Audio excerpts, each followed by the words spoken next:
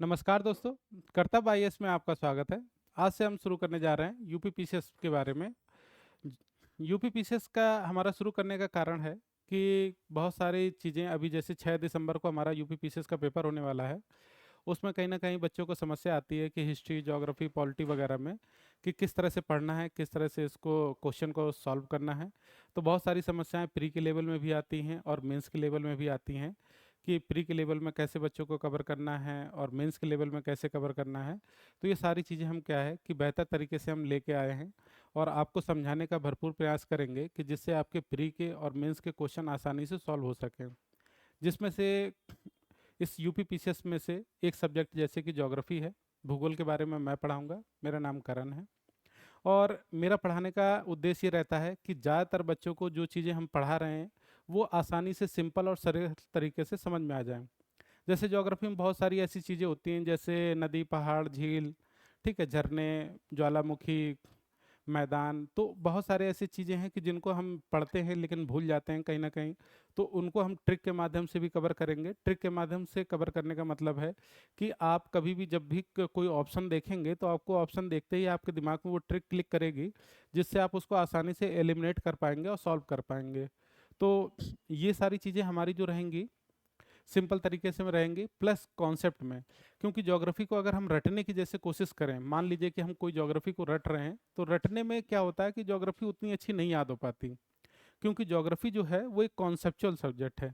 इसके जब तक कॉन्सेप्ट को हम नहीं समझेंगे कि इसका बेस कोर क्या है, तब तक हमें ज्योग्राफी नहीं समझ में आने वाली। रटने से क्या है कि आज रटेंगे और भूल जाएंगे। क्योंकि ज्योग्राफी जो है दिन पे दिन बदलती रहती है। आज कुछ है, आने वाले समय पे कुछ और होगी। और आने से इससे करोड़ों साल पहले या हजारों साल पहले भी हमारी जो पृथ्वी है ये कुछ ना कुछ और रही होगी। तो उसी के बारे में से हम शुरू करेंगे कि कुछ ऐसे टॉपिकों को जहाँ से ज्योग्राफी के ज़्यादातर क्वेश्चन बनते हैं यूपी पीसीएस या यूपीएससी में, प्लस जो कहीं ना कहीं एक दूसरे से को रिलेट हो रहे होते हैं टॉपिक। कोरिलेट का मतलब होता है कि जैसे कि कई सारे टॉपिक एक दूसरे से जुड़े हुए होते हैं। जैसे अगर मैं बात करता हूं कि जैसे महाद्वीपीय विस्थापन सिद्धांत, तो महाद्वीपीय विस्थापन सिद्धांत से अगर हम देखते हैं तो इसी के ही पृथ्वी का जो महाद्वीप हैं वो विस्थापित हो रहे हैं। उसी के साथ साथ अगर हमारा आता प्लेट टेक्टोनिक, प्लेट टेक्टोनिक के बाद आता है जैसे हमारा ज्वालामुखी। तो इस तरह से क्या है, कहीं ना कहीं टॉपिक जुड़े रहते हैं। अगर हम कहें कि ये पूरे एक सीक्वेंस में अगर इसको देखा जाए, तो जैसे पृथ्वी के घूर्णन से क्या होता है, पृथ्वी घूमती, पृथ्वी के घूमने से प्लेट टेक्टोनिक जैसी घटनाएं घटित होती हैं। और प्लेट टेक्टोनिक से क्या होता है, ज्वालामुखी आते हैं, और ज्वालामुखी के आने से क्या आता है, भूकंप आता है, और भूकंप के आने से क्या आता है, सुनामी आता है। ठीक है, कि जो तरंगे होती हैं अगर वही पानी पे उड़ जाती हैं तो वही सुनामी का रूप ले लेती हैं। ठीक है, तो हम इनको क्या है एक एक करके क्लियर करते चले जाएंगे, जिससे आपके सेगमेंट आसानी से समझ में आ जाएंगे आपको, और ज़्यादा आपको दिमाग और एफर्ट नहीं लगाना पड़ेगा। ऐसे बहुत सारी चीज़ें जब हम इक्वेटर वगैरह को पढ़ाएंगे तो उसमें जैसे कि हमारा टेम्परेचर है, धाराएं हैं, हवाएं हैं, ये भी कहीं ना कहीं एक दूसरे से कोरिलेट हो रही होती हैं। तो उस तरह से हम करेंगे कि कुछ कुछ टॉपिक जो कोरिलेट हो रहे होते हैं उनको हम एक साथ कवर करने का प्रयास करेंगे और बेहतर और सिंपल तरीके से। प्लस इसके साथ और क्या करेंगे, ये तो मान लीजिए कि हमारा पढ़ाने का तरीका रहेगा। प्लस इसके साथ हम ये भी करेंगे कि आपको प्री के टेस्ट भी इसमें सॉल्व कराएंगे, प्लस मेंस के भी हम क्वेश्चन आपको सॉल्व करने के लिए देंगे। प्री के टेस्ट सॉल्व कराने का मतलब है कि जो हम पढ़ रहे हैं, जो चीज़ें हम समझ रहे हैं, क्या ये चीज़ें हमारी सिंपल सी भाषा में जो हमने समझा है तो क्या इसको हम सॉल्व कर पा रहे हैं या नहीं कर पा रहे हैं। क्योंकि ऐसा होता है कि मान के चलिए कि जो चीज़ आप पढ़ रहे हैं अगर वो क्वेश्चन में आप सॉल्व नहीं कर पाए, तो फिर कहीं ना कहीं आपको लगेगा कि जो चीज़ हमने पढ़ाई है या पढ़े हैं आप, उसमें आपने कहीं ना कहीं टाइम वेस्ट कर दिया। तो हम कोशिश करेंगे कि आपका जो समय है वो कीमती है और सभी बच्चों का रहता है कीमती, क्योंकि समय में क्या है कि यूपीएससी और ये स्टेट पीसीएस एक लंबी जर्नी है। तो कम समय में हम सारी चीज़ों को बेहतर तरीके से समझा सकें और आपको जो बर्डन है समझने का या आपको सॉल्व करने के क्वेश्चन, ये आसानी से हो सके। तो शुरू करते हैं हम। आज का जो टॉपिक रहेगा हमारा महाद्वीपीय विस्थापन सिद्धांत।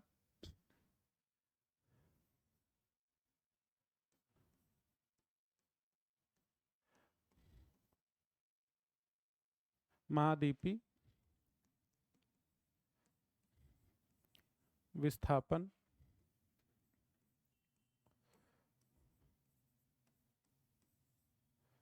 सिद्धांत। तो महाद्वीपीय विस्थापन सिद्धांत का मतलब कॉन्टिनेंटल ड्रिफ्ट थ्योरी। ठीक है। तो अगर हम इसी को करना चाहें कि महाद्वीपीय विस्थापन सिद्धांत हिंदी में क्या होता है, अगर आप सही मायने में पढ़ें, संधि विच्छेद वगैरह करके देखें, तो जो शब्द लिखे होते हैं उसी में ही उसका अर्थ होता है। तो जैसे महाद्वीपीय विस्थापन सिद्धांत मतलब महाद्वीपों का जो क्या है विस्थापन हो रहा है। तो यहाँ पर जैसे महाद्वीपीय और क्या विस्थापन सिद्धांत, तो महाद्वीपों का विस्थापन, तो हमारे जो महाद्वीप थे ये कहीं ना कहीं विस्थापित हुए। तो कई सारे वैज्ञानिकों ने जाना कि खोज वगैरह करी, जो प्रेजेंट टाइम पर अगर जैसे हम मैप में देखते हैं या हम पृथ्वी पर देखते हैं, जैसे कि ये हमारी पृथ्वी है, और पृथ्वी में अगर हम कहें कि ये 0 डिग्री हमारी, और इसमें हम कहते हैं कि 29% पर स्थल का स्वरूप दिखाई देता है, स्थल का स्वरूप, और 71% पर जल का स्वरूप दिखाई देता है। तो अभी जो वर्तमान स्थिति में अगर हम देख रहे हैं, जैसे इंडिया या वर्ल्ड के मैप को हम देखते हैं, तो उसमें जैसे उत्तरी अमेरिका, दक्षिण अमेरिका, ठीक है, प्रशांत महासागर, अटलांटिक महासागर, हिंद महासागर, बहुत सारी चीज़ें हम देखते हैं। तो जैसे कि हम देखते हैं कि 29% पर स्थल का स्वरूप हमें दिखाई देता है, और 71% पर हमें जल का स्वरूप दिखाई देता है। तो क्या ये जो स्वरूप है आज जो दिखाई देता, क्या आज से करोड़ों साल पहले क्या ये स्वरूप रहा होगा? जैसे कि ये मान लीजिए पृथ्वी हमारी पहले थी करोड़ों साल पहले, तो इसका जो स्वरूप रहा होगा, क्या इस तरह का स्वरूप आपका करोड़ों साल पहले भी सेम यही स्वरूप रहा होगा जो 29% और 71% का? जाहिर सी बात है कुछ अलग रहा होगा। जैसे कि मान लीजिए कि मैं मैप में आपको दिखाने की कोशिश करता हूँ कि जैसे ये हमारा मैप है, अब इसमें जैसे कि ये हमारा उत्तरी अमेरिका है, दक्षिण अमेरिका है, अफ्रीका है, एशिया महाद्वीप है। तो क्या ये जो आज बिखरे हुए दिखाई दे रहे हैं, क्या आज से करोड़ों साल पहले क्या एक जैसे जो अभी दिखाई देते हैं मैप में, क्या सेम दिखाई दे रहे थे या सेम थे? नहीं, कहीं ना कहीं परिवर्तित हुए। जैसे कि अभी हार्मुज संधि पर यहाँ पर बहुत ज़्यादा ईरान और अन्य देशों का वो चल रहा है। तो किस तरह से ये सारी चीज़ें बनी हैं, और क्या ये पहले भी थी या नहीं थी, तो उसी के बारे में हम जानने की कोशिश करेंगे कि जो प्रेजेंट टाइम पे वर्तमान स्वरूप हमें दिखाई देता है ये किस तरह से हुआ, ये कैसे हुआ। और ये जो देश आज दिख रहे हैं, जैसे मेडागास्कर कहीं ना कहीं इससे जुड़ा हुआ था, ठीक है, भारत हमारा कहीं ना कहीं इससे जुड़ा हुआ था, ऑस्ट्रेलिया के कुछ हिस्से हैं। तो अभी जैसे वर्तमान में हम देख रहे हैं कि अफ्रीका का जो ये देश है, ठीक है, यहाँ से कहीं ना कहीं ये क्या हो रहा है, कटता हुआ जा रहा है। तो अभी जैसे दरार वगैरह इसमें पड़ रही, धीरे धीरे आने वाले कई करोड़ों साल बाद ये क्या होगा, ये टूट के ये हिस्सा आगे की ओर बढ़ जाएगा। आगे की ओर बढ़ने से कहीं ना कहीं ये भारत से टकराएगा, जहाँ से ये हिमालय वगैरह इस जगह पर आपके आ जाएंगे। और हिमालय वगैरह आने का कारण है कि मतलब कई सारी चीज़ें, आपके पर्वत वगैरह होंगे यहाँ से, तो काफ़ी सारी चीज़ें अलग होंगी। तो यहाँ पे कहीं या तो सूखा वाला क्षेत्र हो जाएगा या तो बर्फ वाला क्षेत्र बन जाएगा। वो आगे सोचने का विषय है कि कैसा हो सकता है, सिर्फ हम सोच सकते हैं। तो इसी तरह से जब ये सारी चीज़ें जो वर्तमान में दिख रही हैं, तो इसी को क्या था कि हमारे जो वैज्ञानिक थे उन्होंने इसको खोजने की, जानने की कोशिश करी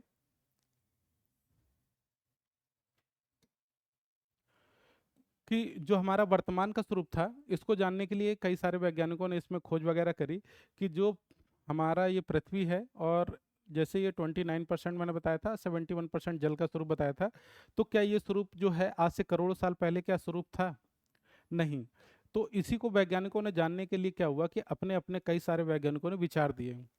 अब विचार तो सभी दे सकते हैं अपने अपने, किसी के सही हो सकते हैं, किसी गलत हो सकते हैं, लेकिन विचार सही तब होते हैं जब क्यों और कैसे के आंसर मिल जाए। कि अच्छा कोई चीज़ आप बता रहे हैं तो क्यों है और कैसे है, इसका कारण बताओ। अगर ये तीन चीज़ें अगर उनकी सॉल्व हो जाती हैं या इनके बारे में जानकारी मिल जाती है, तब तो वो चीज़ें सही हैं। अगर मान लीजिए क्यों और कैसे पर और उसके कारण ये नहीं बता पाते हैं, तो कहीं ना कहीं कमियां रह जाती हैं। तो जो अभी आपको ये दिखाई दे रहा है, इसको जानने के लिए कुछ वैज्ञानिकों ने खोज वगैरह करनी शुरू करी, जिसमें से कुछ वैज्ञानिक जो चर्चित हुए, मैं उनके नाम बता रहा हूँ। तो जैसे 1908 में अगर हम बात करें, एफ बी टेलर,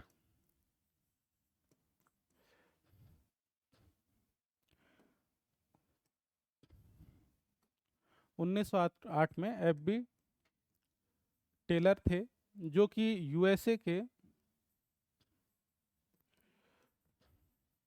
भूवैज्ञानिक थे।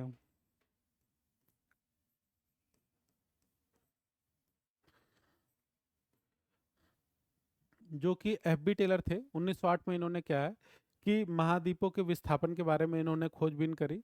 और इन्होंने, ये कहाँ के थे, अमेरिका के भूवैज्ञानिक थे जो कि अध्ययन कर रहे थे। और इन्होंने पाया कि जो उत्तरी अमेरिका है, जो वर्तमान समय में अगर हमें देखने को मिलता है, प्लस जैसे कि ये हमारा अफ्रीका, दक्षिण अमेरिका देश हो गया, और ये एशिया वगैरह हो गया, और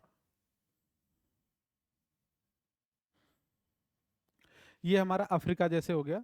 तो ये कहीं ना कहीं अफ्रीका का, और इन्होंने दक्षिण अमेरिका का हिस्सा जो देखा, जैसे ये दक्षिण अमेरिका है ये, ठीक है, ये है हमारा दक्षिण अमेरिका, ये अफ्रीका महाद्वीप है।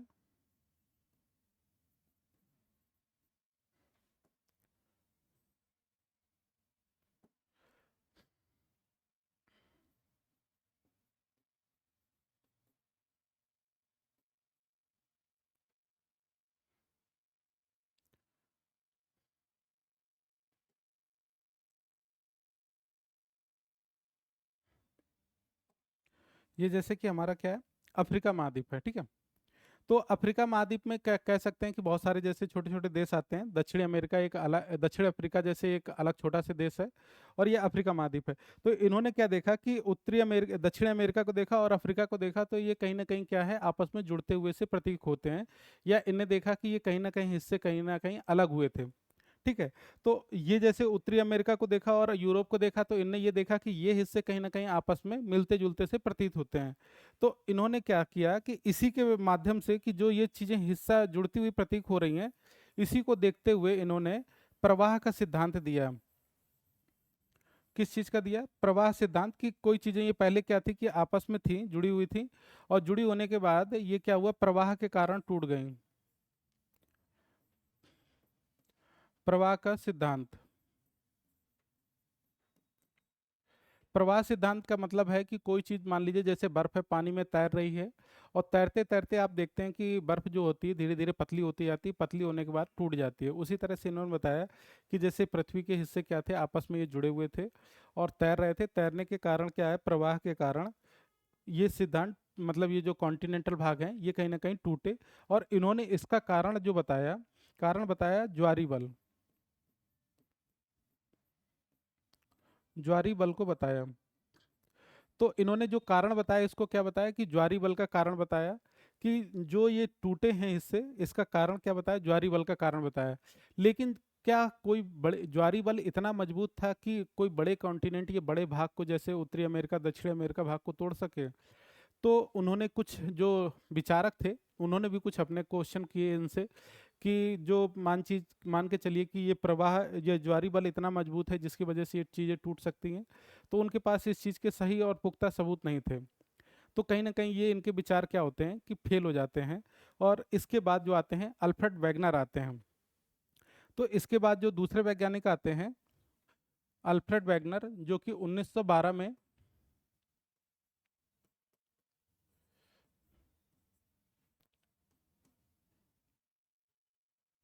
अल्फ्रेड वैगनर, ये कहाँ के थे, ये जर्मनी के वैज्ञानिक थे।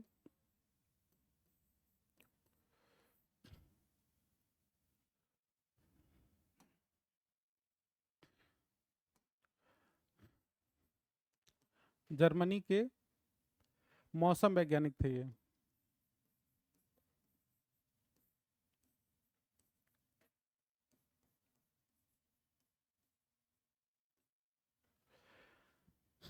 तो जो हमारे दूसरे वैज्ञानिक आए, कौन थे? Alfred Wegener.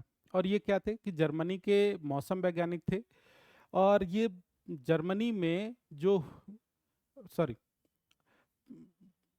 पृथ्वी पर हुए मौसम के बारे में ये अध्ययन कर रहे थे कि आज से करोड़ों साल पहले या हजारों साल पहले जो मौसम है वो किस तरह का था, अभी वर्तमान में किस तरह का है, और आगे आने वाली चीज़ों में कैसा हो सकता है। तो उसके बारे में ये क्या कर रहे थे, मौसम में हुए परिवर्तनों के बारे में अध्ययन कर रहे थे। अध्ययन करते हुए इन्होंने क्या हुआ कि कुछ चीज़ें पाई। जैसे कि इन्होंने क्या चीज़ें पाई, कि इन्होंने पाया कि जो ठंडे प्रदेश हैं, ठंडे प्रदेश जैसे कि मान लीजिए ये 0 डिग्री है, और यहाँ पर जैसे कि ठंडे प्रदेश में नॉर्वे स्वीडन वगैरह जो देश आते हैं, जैसे नॉर्वे,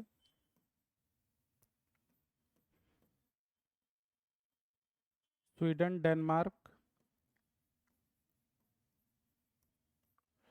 और जो गर्म प्रदेश के देश हैं जैसे कि अफ्रीका,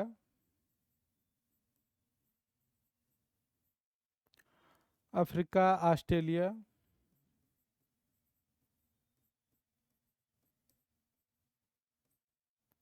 अफ्रीका, ऑस्ट्रेलिया और भारत, ये भी गर्म प्रदेश में है। ठीक है।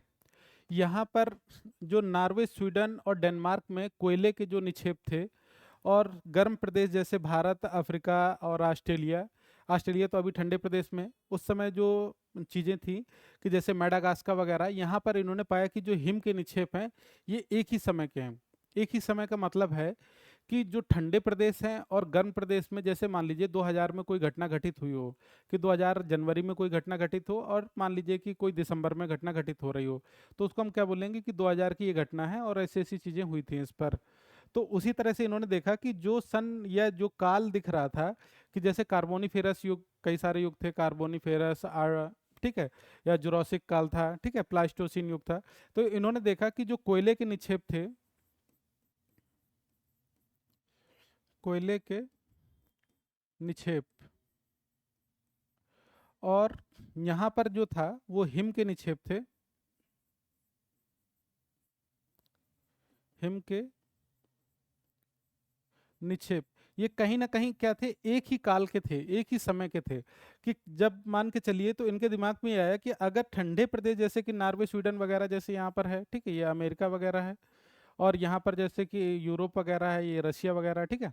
तो इन्होंने ये देखा कि जो ठंडे प्रदेश के देश हैं जैसे नॉर्वे, डेनमार्क, स्वीडन, ठीक है, यहाँ पर जो कोयले के निक्षेप पाए जा रहे हैं वो एक ही सन के हैं। प्लस जो गर्म प्रदेश हैं जैसे कि अफ्रीका वगैरह हो गया, ठीक है, अफ्रीका, भारत, मेडागास्कर, यहाँ पर भी जो हिम के निक्षेप पाए जा रहे हैं वो कहीं ना कहीं एक ही सन के हैं। तो इनके मन में दो विचार आए। दो विचार कौन से आए? पहले आए कि इनके विचार आया कि जो, जैसे ये 0 डिग्री, ये 30, 60 और ये 90, उसी तरह से यहाँ पर 30, 60 और 90, इन्होंने पाया कि जो ये कटिबंध है,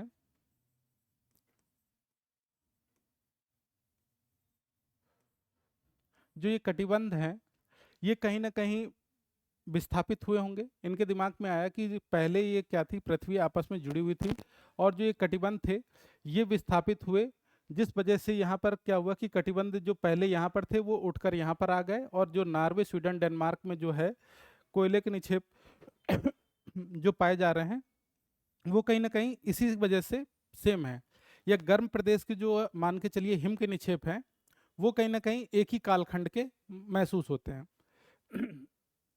लेकिन इनके दिमाग में दूसरा विचार भी आ रहा था कि ये मान लीजिए कि जैसे पृथ्वी है ये कहीं ना कहीं आपस में जुड़ी थी, ठीक है, इसके बीच में, और जो ये कटिबंध है, या तो इनके दिमाग में आया कि ये जो कटिबंध है ये कहीं ना कहीं विस्थापित हुए होंगे, और जो हमारा स्थल भाग है ये कहीं ना कहीं स्थिर रहा होगा।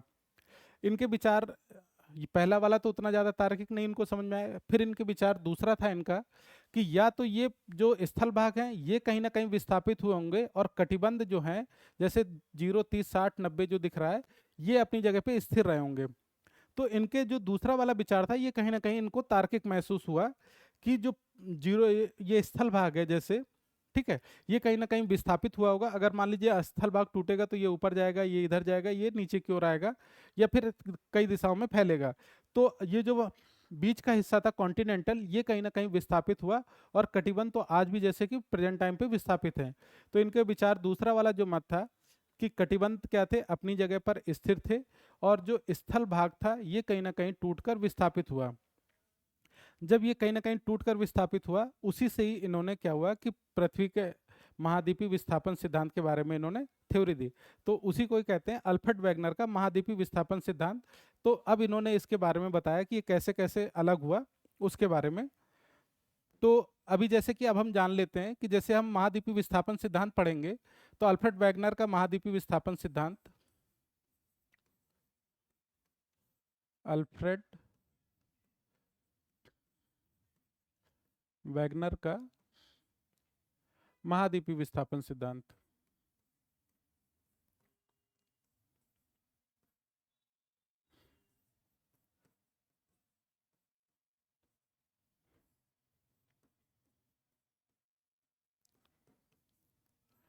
तो जानेंगे कि अल्फ्रेड वैगनर का महाद्वीपीय विस्थापन सिद्धांत क्या है।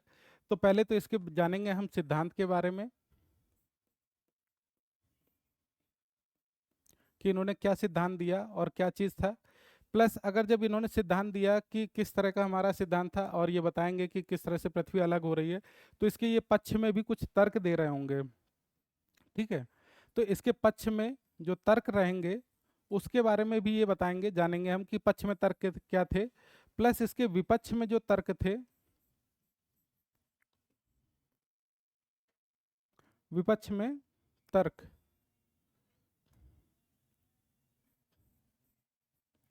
क्योंकि मान लीजिए कई सारे ऐसी चीजें होंगी कि जो इनके पक्ष में भी तर्क आ रहे होंगे, कुछ चीजें ऐसी होंगी जो इनके विपक्ष में तर्क आ रहे होंगे, इसके बारे में भी जानेंगे।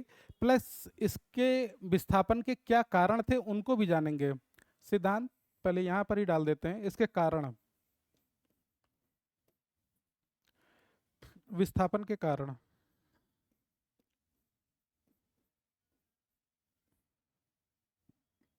विस्थापन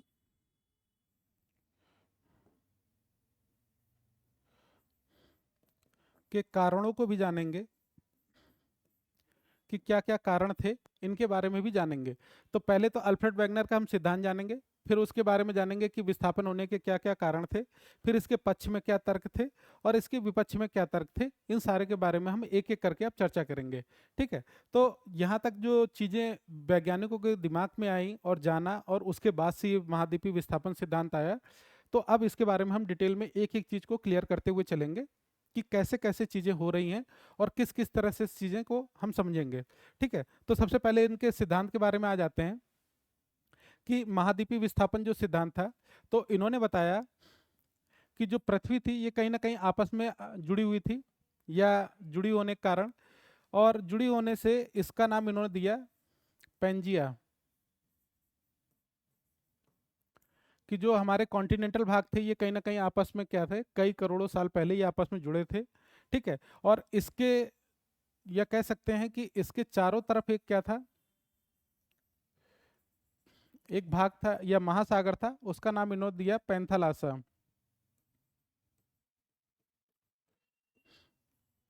ठीक है, पैंथालासा मतलब इसके चारों तरफ एक क्या था कि सागर जो फैला हुआ था, पैंथालासा, और इसके बीच में एक संकीर्ण सागर था जिसका नाम था टेथिस सागर।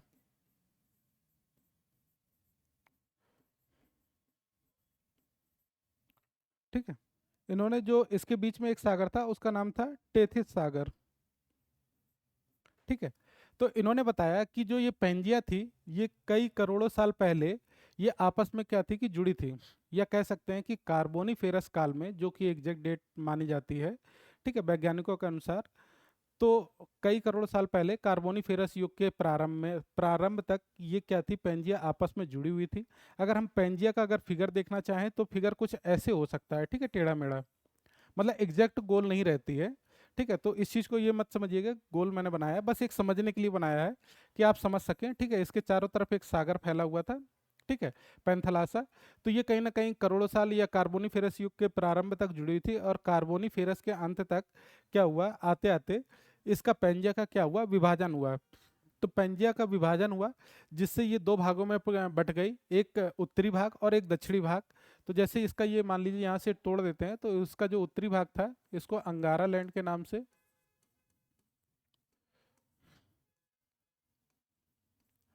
और जो दक्षिणी भाग था इसको गोंडवाना लैंड के नाम से जानने लगे।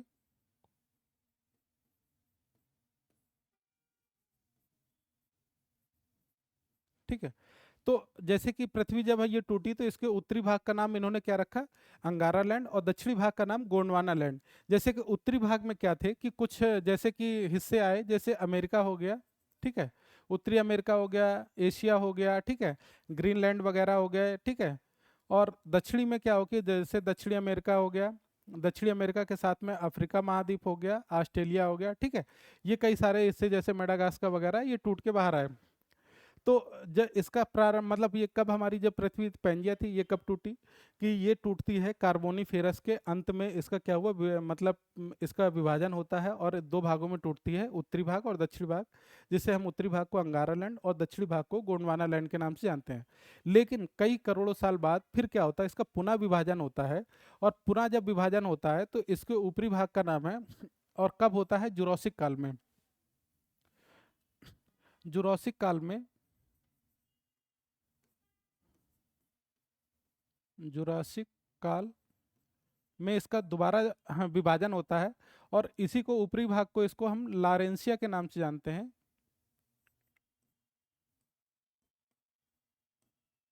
लारेंसिया, और दक्षिणी भाग को गोंडवाना लैंड के नाम से ही। तो जुरासिक काल क्या था कि जब सबसे ज्यादा डायनासोर वगैरह थे जब हमारे पृथ्वी पर, और सबसे ज्यादा ये चरम सीमा पर थे और इनका सबसे ज्यादा प्रभुत्व था, उस समय क्या होता है कि इसका दोबारा से विभाजन होता है जुरासिक काल में। और उस भाग को, उत्तरी भाग को मतलब इसमें और भी कई सारे छोटे छोटे द्वीप क्या होते हैं, टुकड़े निकल के बाहर आते हैं, और इसको लारेंसिया के नाम से जानते हैं। और दक्षिणी भाग को क्या हुआ, गोंडवाना लैंड के नाम से जानते हैं। ठीक है। और कहते हैं कि प्लास्टोसीन युग तक जो वर्तमान स्थिति है, अगर हम यहाँ पर लिख देते हैं, ठीक है, कि इसके जो विभाजन हुए वर्तमान स्थिति,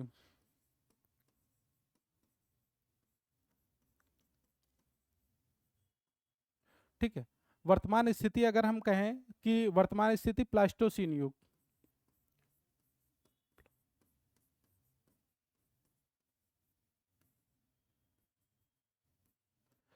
जो मैप में हम देखते हैं जैसे उत्तरी अमेरिका, दक्षिण अमेरिका, अफ्रीका, एशिया, ठीक है, मेडागास्कर देखते हैं, तो वर्तमान स्थिति जो देखने को मिलती है ये प्लास्टोसीन युग तक वर्तमान स्थिति को धारण कर लेते हैं। जैसे अगर हम मैप में देखना चाहें,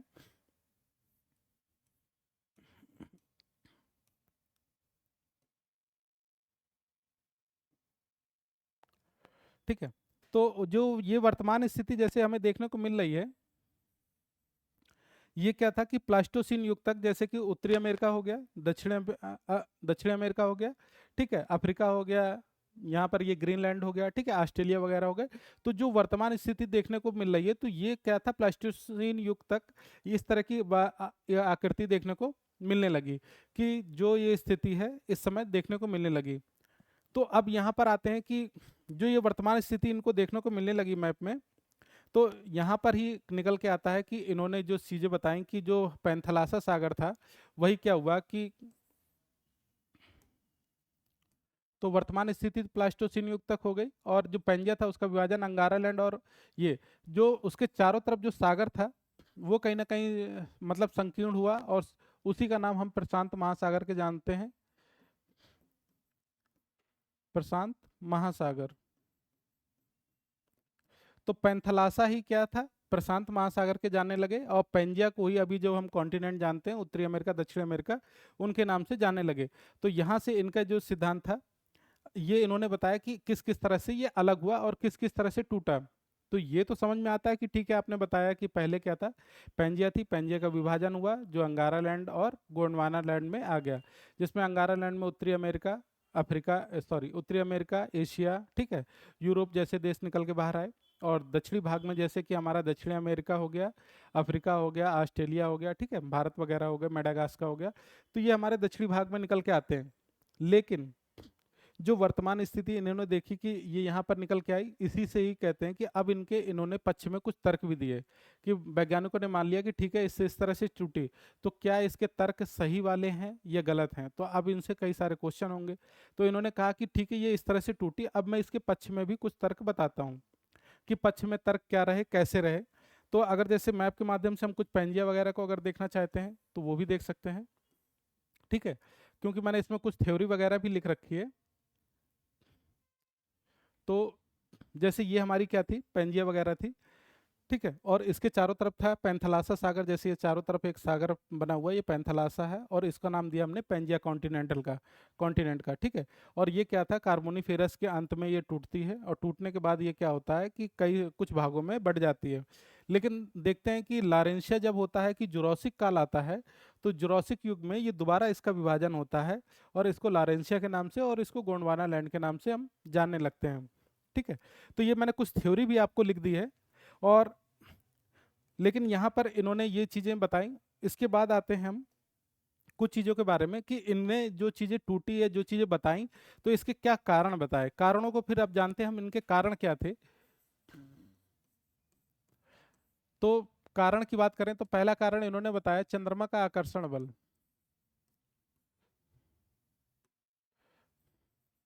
चंद्रमा का आकर्षण बल, इन्होंने पहला कारण बताया कि चंद्रमा के आकर्षण बल के कारण इसका क्या हुआ कि पेंजिया का विभाजन हुआ। ठीक है।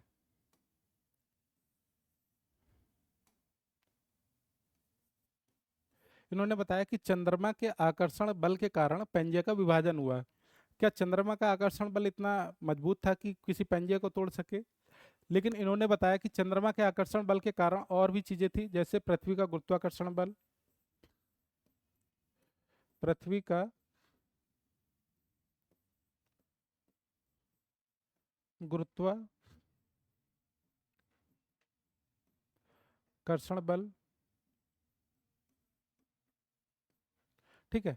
इन्होंने दूसरा कारण बताया कि पृथ्वी का जो गुरुत्वाकर्षण बल था उसके कारण भी पेंजिया का क्या हुआ, विभाजन हुआ। प्लस इन्होंने तीसरा कारण बताया प्लावन बल को।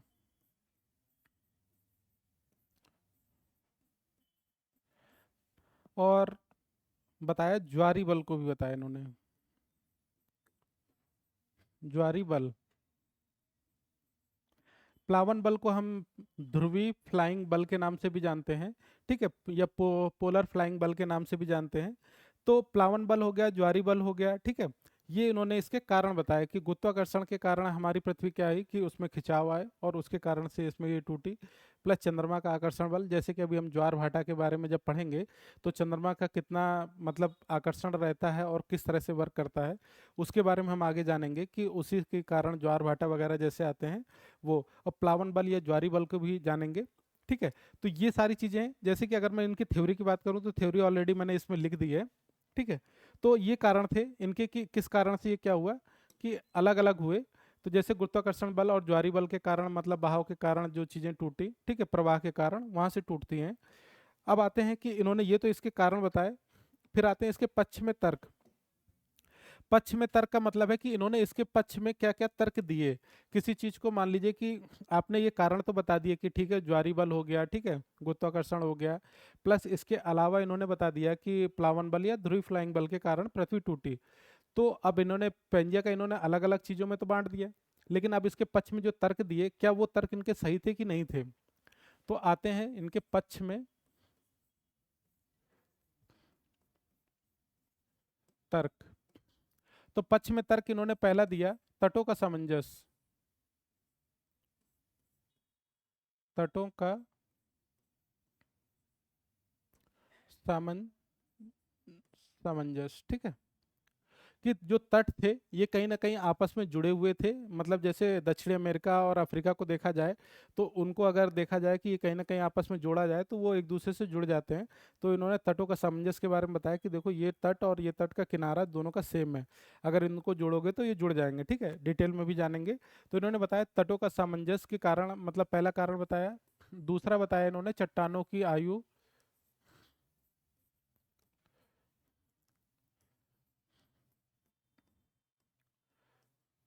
चट्टानों की आयु में समानता।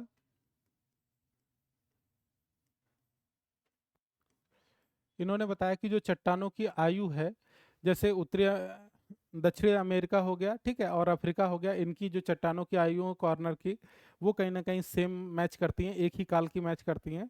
तो इन्होंने बताया चट्टानों की आयु में समानता। प्लस इन्होंने बताया कि जीवाश्म या वनस्पतियों के बारे में बताया, या कोयला या वनस्पति कह सकते हैं, कोयला या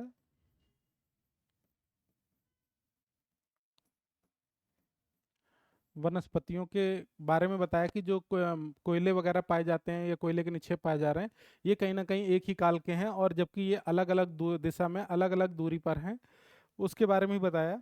कि जो पृथ्वी है हर कोने से इन्होंने कुछ कुछ पॉइंट उठाए कि देखो ये मान लीजिए नॉर्वे स्वीडन वगैरह है, यहाँ पर वनस्पतियां हैं जैसे कि इस कोने पे भी पाई जा रही हैं, उस कोने पर भी पाई जा रही हैं, तो उसके कारण भी ये चीज़ें हैं। ठीक है, मैं ये सारी चीज़ें एक एक डिटेल में करूंगा अभी। फिर चौथा कारण इन्होंने बताया कि प्लेजर निक्षेप।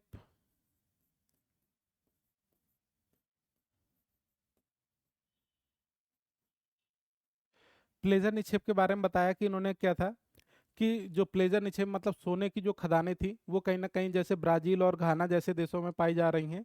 तो उसके बारे में बताया कि देखो ये सबसे ज़्यादा जो चट्टानें हैं ये ब्राज़ील में हैं और ब्राज़ील में पाई जाती हैं, लेकिन इसके कुछ जो हिस्से टूट के निकल गए वो घाना में भी पाए जा रहे हैं। तो सेम उसी तरह का क्वालिटी का कौन सोना पाया जा रहा है, उसी काल का ही पाया जाता है। तो प्लेजर निक्षेप के बारे में बताया, प्लस इन्होंने बताया प्लेजर निक्षेप के बाद टिलाइट निक्षेप के बारे में बताया।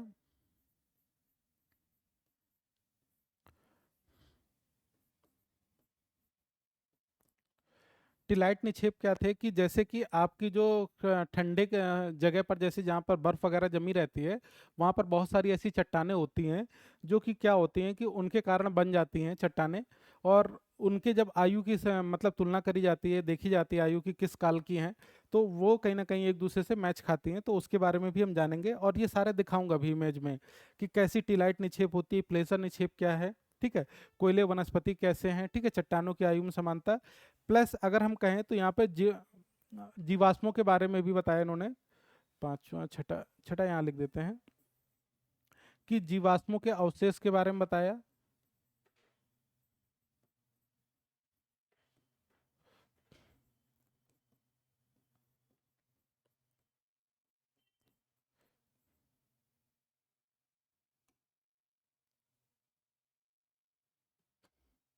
इन्होंने जीवाश्मों के जो था अवशेष के बारे में बताया कि इनके जो अवशेष वगैरह थे वो कहाँ कहाँ पर मतलब पाए गए और किस किस तरह से पाए गए, उसके बारे में भी इन्होंने बताया। कि जो जीवाश्म थे कई सारे जीवाश्म जैसे कि अभी हम जानेंगे लैमूर के बारे में जानेंगे, प्लस मेसोसॉरस के बारे में जानेंगे कि मेसोसॉरस क्या है। तो इन्होंने कई सारे जो बताए कि किस किस तरह से जो इस पक्ष में तर्क दिए इन्होंने। तो पहला तर्क दिया तटों का सामंजस्य। अगर देखा जाएगा कि दो तट थे कहीं ना कहीं, अगर जैसे मान लीजिए पेन है, उसको हम तोड़ें तो कुछ ना कुछ ये टेढ़ा मेढ़ा टूटेगा, लेकिन जब दोबारा जोड़ेंगे तो कहीं ना कहीं उसके खांचे उसी जगह पर वापस फिट हो जाएंगे। तो इन्होंने अफ्रीका और दक्षिण अमेरिका को बताया कि देखो ये हिस्से कहीं ना कहीं आपस में मिलते हैं। तटों की आयु, जब अगर मान लीजिए कोई चीज वहां से टूट के अलग हुई होगी तो उनकी जो बीच से दरार जैसे कि आई होगी, जैसे मान लीजिए कि ये हिस्सा है और ये टूट के जाएगा तो जो इस कोने का हिस्सा है वो इधर और इधर दोनों सेम रहा होगा, ये भी कहीं ना कहीं सेम रहा होगा। अगर जीव रह रहे होंगे इस जगह पर तो वो भी कहीं ना कहीं इधर वाले में गए होंगे, इधर वाले में गए होंगे, वो भी कहीं ना कहीं एक जैसे उनके अवशेष पाए जा रहे होंगे। अगर ये मान लीजिए बीच से अगर हम इसको तोड़ेंगे तो भी जो यहाँ रह रहे होंगे वो भी कहीं ना कहीं इधर उधर सेम ही पाए जा रहे होंगे। ठीक है, क्योंकि ये दोनों कहीं ना कहीं आपस में कभी जुड़े थे। तो इन्होंने चट्टानों की आयु, ठीक है, जीवाश्म, प्लेजर निक्षेप और टिलाइट निक्षेप प्लस जीवाश्मों के अवशेष के बारे में इन्होंने बताया। ठीक है, मैं आपको मैप के माध्यम से भी दिखा देता हूँ कि कैसे कैसे रहा। जैसे ये पेंजिया वगैरह है, ठीक है, तो पेंजिया वगैरह को देख लेते हैं कि जैसे मैंने बताया था जो आपको पेंजिया की किस तरह से क्या था। तो ये हमारी पेंजिया धीरे धीरे टूटती है और ये कई सारे भागों में बढ़ जाती है। तो प्लास्टोसिन युग जो वर्तमान में हमने बताया था कि वर्तमान में क्या की जो दिखाई देती है हमें मैप में, हम जो देखते हैं किस तरह से कंडीशन आती है वो यहाँ पर आती है। जो अलग हुए जैसे अंटार्कटिका ऑस्ट्रेलिया वगैरह, ये क्या हमारे दक्षिणी भाग जैसे गोंडवाना लैंड जिसे हम कहते हैं, तो ये हमारा था। उसके बाद हम आते हैं दूसरा, अब आते हैं यहाँ पर तटों का सामंजस्य, जो उसके पक्ष में हम तर्क चल रहे थे। ठीक है, तो तटों का जो सामंजस्य था, तो इन्होंने बताया कि जो हमारा अफ्रीका महाद्वीप है, ये जैसे दक्षिण अमेरिका हो गया, ये अफ्रीका महाद्वीप हो गया, तो इसके जो तट हैं ये कहीं ना कहीं क्या होंगे कि जब ये अलग होंगे तो जो हिस्सा इधर आ रहा है वो हिस्सा इधर भी हल्का फुल्का जाएगा। तो जब ये हिस्सा जाएगा तो जो चीज़ें यहाँ पर पाई जा रही हैं चट्टानों की आयु सेम होगी, यहाँ पर भी सेम होगी। या अगर कोयले या मान के चलिए अगर ये सोने की खदानें हैं तो ये भी कहीं ना कहीं जाएंगी। तो अगर इनको देखा जाए जैसे ये यहाँ पर मैप में देखते हैं कि अगर इसको और इसको देखें तो अगर मिलाया जाए तो ये वाला हिस्सा कहीं ना कहीं इस वाले हिस्से से फिट हो जाएगा। ठीक है, ये वाला हिस्सा ये इससे फिट हो जाएगा। ये इसको देखा जाए तो ये यहाँ से फिट हो जाएगा, जैसे कि ये ग्रीनलैंड है, ये वाला हिस्सा यहाँ पर फिट हो जाएगा। ऑस्ट्रेलिया यहाँ पर फिट हो जाता है। ठीक है, मेडागास्कर जो है वो कहीं ना कहीं यहाँ पर फिट हो जाएगा। तो इन्होंने बताया कि जैसे ये बीच में से सागर गया है, ठीक है, लाल सागर, तो ये कहीं ना कहीं इससे से फिट हो जाएगा। तो इन्होंने बताया कि ये देखो इससे कहीं ना कहीं आपस में क्या थे कि जुड़े हुए थे। जुड़े होने के बाद अगर इनको देखा जाए तो मिलाया जाए तो ये कहीं ना कहीं आपस में एक दूसरे से मिल जाते हैं। अगर ये कहीं ना कहीं एक दूसरे से मिल जाते हैं तो इसी को ही इन्होंने कहा जिग्सा फिट थ्योरी के नाम से जानते हैं। इन्होंने क्या नाम दिया, जिग्सा फिट थ्योरी, कि ये जो हिस्से हैं कभी ना कभी आपस में जुड़े हुए थे, अभी ये क्या है दूर दूर फैल गए हैं, लेकिन अगर इन सबको जोड़ा जाए तो ये वापस से वैसे ही आकार, एक पेंजिया का आकार ले लेंगे। तो जिग्सा फिट थ्योरी के बारे में इन्होंने बताया कि ये किस तरह से अलग अलग हुए। ठीक है, तो ये था हमारा तटों का सामंजस्य, की जो तट थे ये कॉर्नर थे, जैसे ये हिस्से हैं, ये हिस्सा और ये वाला हिस्सा कहीं ना कहीं अगर जोड़ा जाए तो मिल जाएगा, और ये ऑस्ट्रेलिया का जो हिस्सा यहाँ से जुड़ जाएगा, मेडागास्कर यहाँ जुड़ जाएगा, ये वाला यहाँ जुड़ जाएगा, तो ये जुड़ जाएंगे। तो तटों का सामंजस्य जो एक तर्क था इनका, वो तर्क कहीं ना कहीं साबित होता है, और इनका ये सही था। ठीक है, फिर आते हैं दूसरे में, दूसरा आता है कोयले के निक्षेप या वनस्पतियां वगैरह, कि जो हमारे कोयले के निक्षेप पाए जाते हैं, वो जैसे मैंने आपको शुरुआत में ही बताया था कि जैसे कि अमेरिका हो गया, अफ्रीका हो गया, भारत हो गया, ठीक है, और ऑस्ट्रेलिया हो गया, यहाँ पे कोयले के वनस्पतियों के जो निशान हैं या अवशेष जो पाए गए वो कहीं ना कहीं सेम है। और ये कब के हैं, ये कार्बोनीफेरस काल के जैसे कि है, ठीक है, और हिम के जो निक्षेप हैं वो कहीं ना कहीं सेम पाए जा रहे हैं, कि जो कोयले के निक्षेप और हिम के निक्षेप हैं ये कहीं ना कहीं एक ही कालखंड के थे, ठीक है, कार्बोनीफेरस काल के, जिस वजह से ये जैसे हिम के निक्षेप यहाँ पर हैं, ठीक है, तो ये कहीं ना कहीं एक ही काल के हैं, तो इससे भी ये सिद्ध होता है कि ये कहीं ना कहीं आपस में जुड़ी रही होगी। और फिर जो कटिबंध थे वो तो अपनी जगह पर आज भी स्थिर हैं, जैसे हम 0, 30, 60, 90 अभी भी जानते हैं हम, और ये पहले भी जानते थे, ठीक है, पहले भी थे। तो कटिबंध तो अपनी जगह पर स्थित थे, लेकिन जो पेंजिया थी या कॉन्टिनेंट था उसका कहीं ना कहीं विभाजन हुआ, जो उनका दूसरा वाला तर्क था, तो उसी पर ही था ये कि कोयले और वनस्पतियों के जो प्रमाण थे ये कहीं ना कहीं सिद्ध होता है। प्लस तीसरा, जैसे कि जीवाश्म के साक्ष्य, जो लैमूर थे ये क्या थे कि जीव थे छोटे छोटे, और ये कहीं ना कहीं हमारे जैसे कि अफ्रीका महाद्वीप हो गया, मेडागास्कर हो गया और भारत हो गया, ये यहाँ पर क्या था कि अब अभी भी पाए जाते हैं, या इनके जो अवशेष थे ये तीनों जगह पर पाए गए, जिससे ये सिद्ध होता है कि ये जो लैमूर थे ये कहीं ना कहीं उस हिस्से में पहले से थे, या मतलब वो पेंजिया जो कॉन्टिनेंटल भाग था ये जुड़ा था, लेकिन ये समय के अनुसार धीरे धीरे बदलते टूटा, तो इसी को हम लैमूरिया के नाम से भी जानते हैं, या जो तीन प्रदेश हैं इसको लैमूरिया प्रदेश के नाम से भी जानते हैं। लैमूरिया प्रदेश का मतलब कौन कौन से हो गए, जैसे अफ्रीका हो गया, मेडागास्कर हो गया, प्लस भारत हो गया जैसे, ठीक है, तो ये तीनों प्रदेश में ये पाए जाते हैं। तो इन तीनों प्रदेश को अगर देखा जाए कहा जाता है तो लैमूरिया प्रदेश के नाम से भी इनको बोला जाता है, कि लैमूरिया प्रदेश कौन से हैं, तो अगर क्वेश्चन जैसे कभी आता है तो उसके बारे में भी आप जान जाएंगे कि अफ्रीका हो गया, मेडागास्कर, भारत में ये लैमूर जैसे जीव के अवशेष पाए गए और पाए जाते थे। ठीक है, उसके बाद आते हैं नेक्स्ट पर मेसोसॉरस के बारे में, कि जैसे ये मेसोसॉरस है, मेसोसॉरस क्या थे कि एक छोटे जीव थे, जो कि कौन से जीव थे, ये एक जलीय जीव थे और खारे पानी में रहते थे, एक मगरमच्छ की तरह के मान सकते हो या घड़ियाल की तरह देखने में दिखते थे, छोटे छोटे। लेकिन जो ये जीव थे इनको क्या था कि जो ये पाए गए अफ्रीका के तट पर, और दक्षिण अमेरिका हो गया और अफ्रीका के तट पर ये क्या जीव पाए गए। तो अब जैसे कि मान लीजिए कि ये यहाँ पर हमारा है, ठीक है, ये अफ्रीका है, और यहाँ पर जैसे कि ये हमारा अमेरिका, दक्षिणी अमेरिका है, ठीक है, ये दक्षिणी अमेरिका है और ये अफ्रीका है। तो ये जो इस जगह पर जो पाए जा रहे हैं, इस वाले हिस्से पर, ये इस वाले हिस्से पर जो पाए जा रहे हैं तटों पर, तो ये जो पाए जाते थे ये कहीं ना कहीं अभी भी इनके अवशेष या कंकाल पाए गए। इसका मतलब ये हिस्सा कहीं ना कहीं आपस में जुड़ा रहा होगा। अच्छा, कैसे जुड़ा रहा होगा, मान लो पाए जा सकते हैं। देखिए ये क्या थे कि छोटे जीव थे, इनको तैरकर पार करना, ये अटलांटिक महासागर जो एस आकार का महासागर है, इसको पार कर पाना इनके लिए शारीरिक रूप से नहीं था, या शारीरिक रूप से इतने ये स्ट्रांग या मजबूत नहीं थे कि ये पार करके उस तट तक पहुंच जाएं, क्योंकि बीच में कोई ना कोई जली जीव हैं जो इनको खत्म कर देगा, इनकी प्रजाति को। तो ये क्या थे कि इस कोने पर भी पाए जाते हैं, इस कोने पर भी। तो मेसोसॉरस के जो कंकाल या प्रमाण पाए गए उससे भी ये सिद्ध होता है कि ये तट कहीं ना कहीं आपस में जुड़े हुए थे। ठीक है, तो आप ये मेसोसोरस के बारे में जान सकते हैं। तो ये क्या था, मगरमच्छ, ये सरीसृप प्रजाति के थे, और सरीसृप प्रजाति के ज़्यादा दूर तक चीज़ें जा नहीं सकती, ठीक है। पाए तो हर जगह पर जाते हैं, जैसे कि अभी मगरमच्छ की बात करें तो हम जैसे उत्तरी अमेरिका, दक्षिण अमेरिका, हर जगह पर हैं। घड़ियाल वगैरह पाए जाते हैं। लेकिन जो इनके अवशेष कंकाल पाए गए वो इस कालखंड के यहाँ पर भी थे, इस कालखंड के यहाँ पर। कहने का मतलब है कि जैसे मान लीजिए कि कभी ना कभी 2000 में सन में यहाँ पर कोई घटना घटित हो और यहाँ पर भी, या इन दोनों की अगर कार्बन डेटिंग करी जाए तो दोनों की एक ही सन में आए। इससे ये प्रतीक होता है कि ये कहीं ना कहीं आपस में जुड़े हुए थे। ठीक है, तो ये था मेसोसॉरस के बारे में। अब आते हैं हम जैसे अगला, अगला हमारा क्या है, टिलाइट निक्षेप। ठीक है, तो स्क्रीनशॉट वगैरह भी ले सकते हैं। ठीक है, मैं इसीलिए थोड़ा साइड हो जाता हूँ कि अगर आपको जैसे लिखना ना पड़े, तो मैंने लिख भी दिया है, बाकी मैं चीज़ों को बोल भी रहा हूँ आपको। तो इससे क्या होगा कि आपको चीज़ें समझ में भी आती जाएंगी, और इन चीज़ों को मैं जैसे लिख कर भी चीज़ें बताऊंगा तो थोड़ा वो मैं ब्रीफ करूंगा तो ज़्यादा अच्छे से रहेगा। अब आते हैं जैसे महासागरों पर चट्टानों की आयु में समानता, जो रेडियो मीटिंग है। ठीक है, मैट्रिक के मतलब डेटिंग के माध्यम से जो चीज़ें क्या होती है कि आयु की समानता पता की जाती है। अच्छा, एक कार्बन डेटिंग वगैरह होती है, ठीक है, रेडियो डेटिंग होती है, तो कई सारे अलग अलग होते हैं कि अलग अलग की आयु की पता करने के लिए रहता है कि चट्टानों की आयु को देखा गया।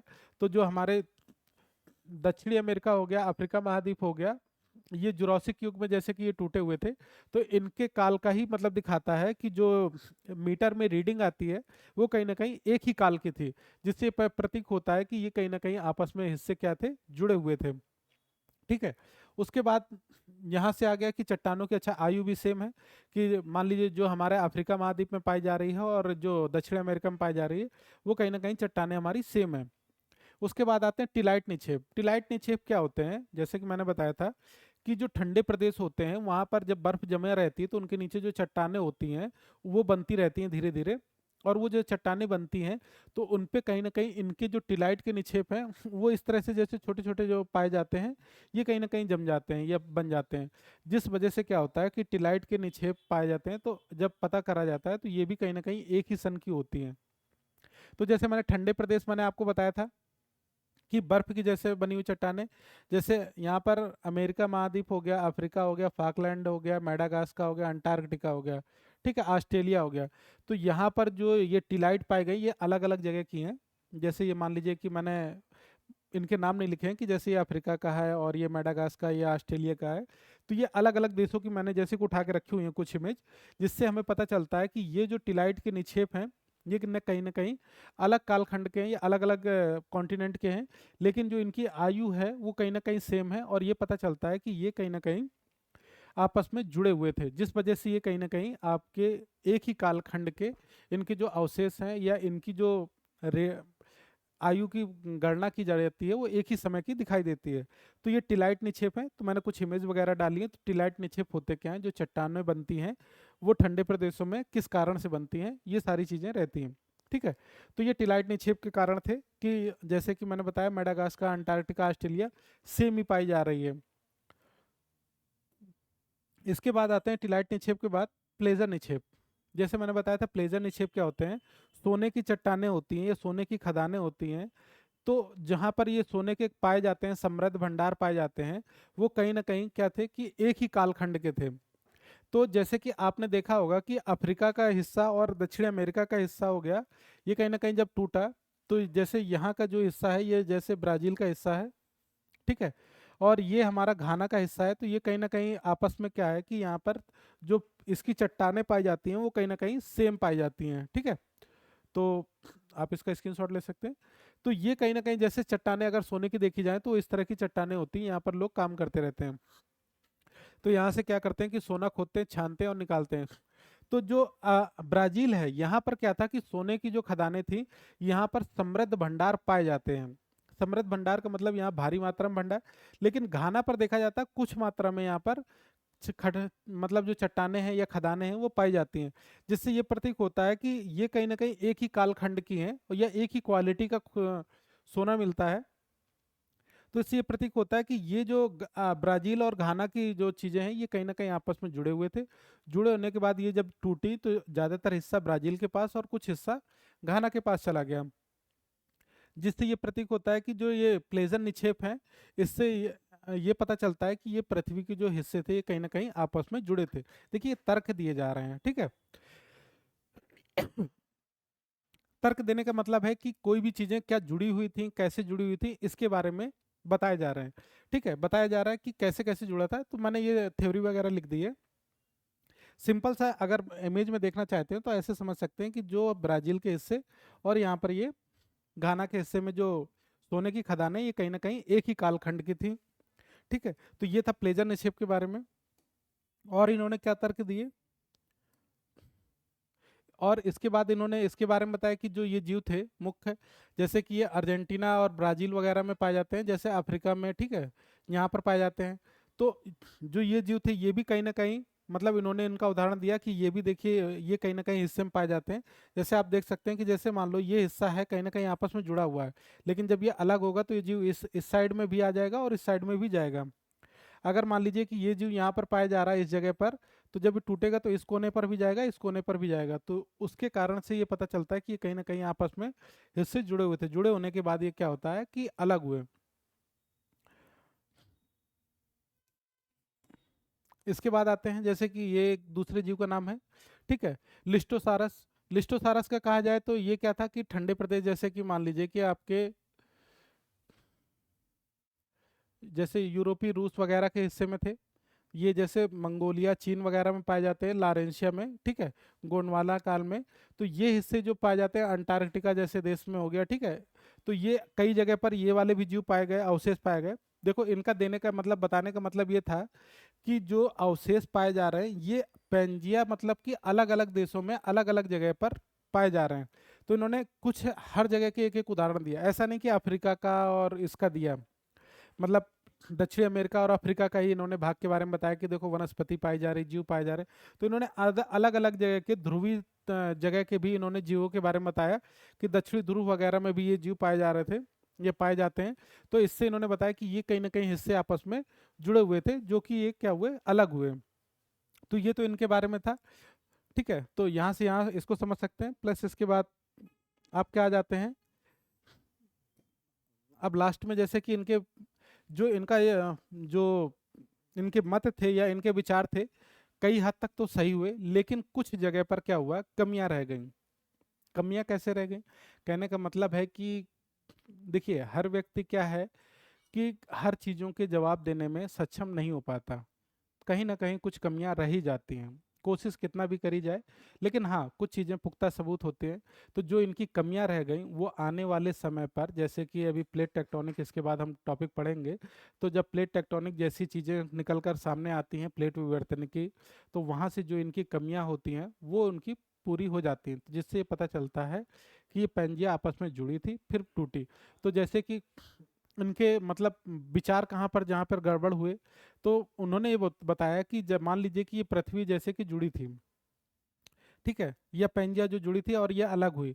तो अलग होने के कारण मान लीजिए अलग हुए, तो आपने जो मैप या वो पर्वत देखते हैं, जैसे राकीज, एंडीज, ठीक है, ये कई सारे पर्वत, तो ये पर्वत कैसे बने। अब यहाँ पर इनके पास क्वेश्चन नहीं था कि पर्वत कैसे बने, ये तो इनने बता दिया अलग अलग हुए, लेकिन ये चीजें इनने सही से नहीं बता पाया कि पर्वत कैसे बने।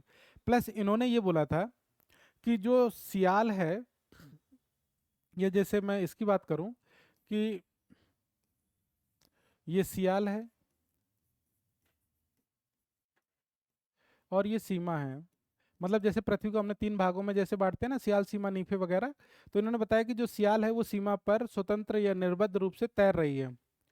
तो इन्होंने बताया, तो ये कॉन्सेप्ट क्या था कि निर्बद्ध रूप से तैर रही, ये वाला भी इनका कॉन्सेप्ट कहीं ना कहीं गलत था।